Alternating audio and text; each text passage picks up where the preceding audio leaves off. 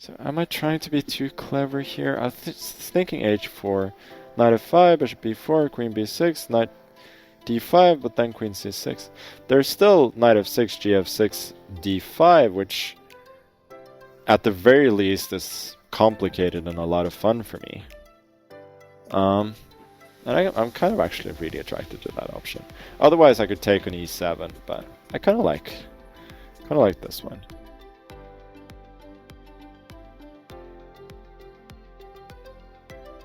So I think he quite logically goes for it. And then we'll see. I think for at least for Blitz, this is quite a promising sacrifice. Okay, so you could have gone to b6 or c7, but it basically leads to the same thing. The thing is, like, my king is so safe here, and my bishop is really strong. His knights they're kind of targets at the moment, so at least in Blitz I have some really lasting compensation here.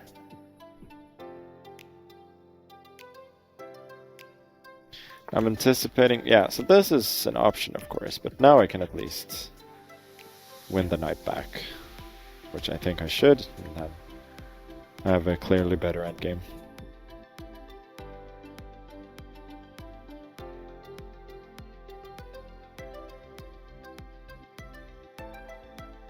Yeah, so it takes knight c6, I suppose.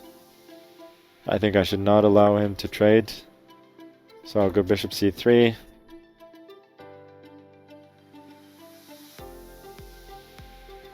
And he probably has to trade. His bishop is looking mighty strong.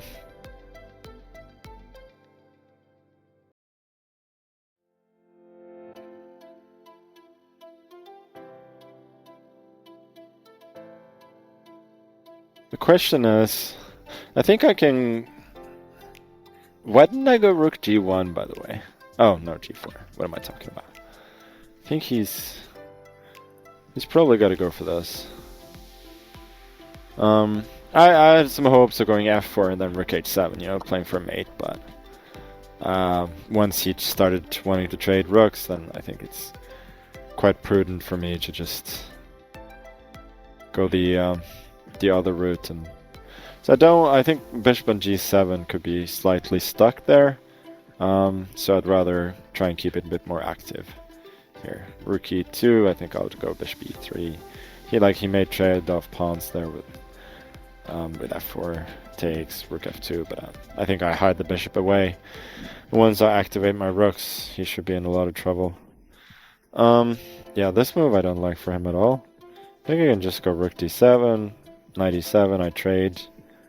Then I go back to g5, and that should be it, more or less.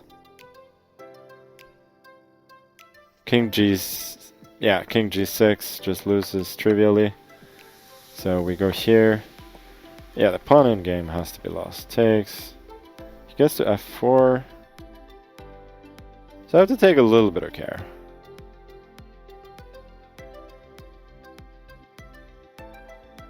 I didn't take this very seriously, but this has to be winning. Otherwise, you know, he does have a more active king, but otherwise I'll have to seriously reevaluate a lot of things when it comes to chess if this is not winning. King d4, I go king d2, then b3, c3, kick the king away. Okay, now it's very easy, I just go c4. And my pawns start advancing. After all, it's a pawn in game with an extra pawn, and I have the possibility of creating a pass pawn with them. Now I'll go f4, and then I'll cement the pawn chain with b4, and then just bring the king around. I could have even gone for... I could even go here, but it doesn't really matter. King c4, c6, otherwise. King c6, king d4. I'm actually curious as to what the evaluation was there.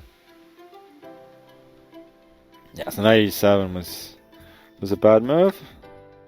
There were other options as well, but Oh, bishop g5 I simply didn't consider at all. Look at this. It's actually the most critical line. Knight d5 is correct. Yeah, so this is a blunder, but yeah, I was thinking of lines like this and gf6. Knight f6 seems to lose since I go bishop c3. So there's knight e5, which I thought, you know, compensation. I didn't really think further than that. But my intuition was correct, and that is at least a very good sign. Okay.